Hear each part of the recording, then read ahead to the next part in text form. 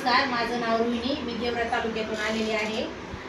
ज्यावेळेस मला ह्या प्रोडक्टची माहिती झाली, म्हणजे विशेषतः असं आहे की मला याच्यामध्ये काम करायचं होतं. मला मॅडमची ओळख कशी झाली आहे, आमच्या गेवराचे एक सर आहे, त्या सरांनी मला त्या मॅडमचा नंबर दिला. मोरे मॅडमनी नंबर दिला मला. मोरे मॅडमला मी 2-3 वेळेस कॉल केला, पण त्यांनी काही रिस्पॉन्स दिला नाही. खरी कहाणी थोडी शॉर्टकटमध्ये सांगते आहे.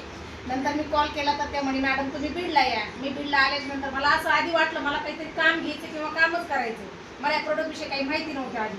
तर त्या म्हटल्या तुम्ही बीडला या. मी बीडला आल्याच्या नंतर त्या ज्यावेळेस सर भेटले, सरांनी सांगितलं आमच्याकडे असे असे प्रोडक्ट डॉक्टर जगताप सर भेटले. त्यांनी मला या प्रोडक्टविषयी माहिती दिली.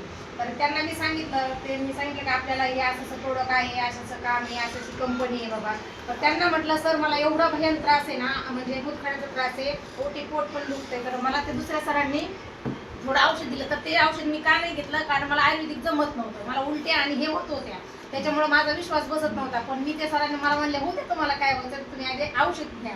त्याच्यानंतर मी ते अर्धा टोपण औषध पिले. पण इतकी दडदड होत होती मला, आता बीडमधून गेल्यावर कशी जाईल ही माझ्या मनामध्ये भीती होती, कारण मला आयुर्वेदिक कोणतं सूट होत नव्हतं. पण ज्यावेळेस आपलं हे अमृत ज्यूस आहे ना, संजीवनी, त्यांनी मला अर्ध टोपण दिल्याच्या नंतर सर मी अक्षरशः सांगते, मी एवढे दवाखाने आणि मी माझ्या वजनानुसार पैसा घातलेला आहे, पण मला कुठेही रिझल्ट किंवा कुठेही फरक पडलेला नाहीये.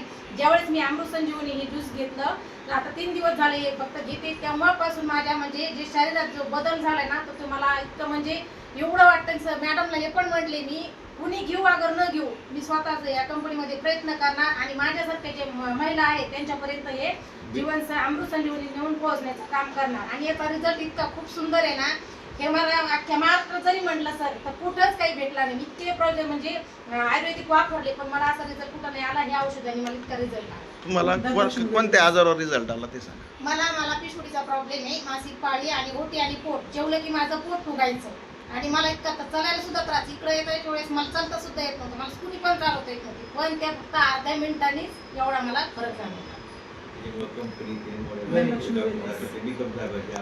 सध्या आता निकम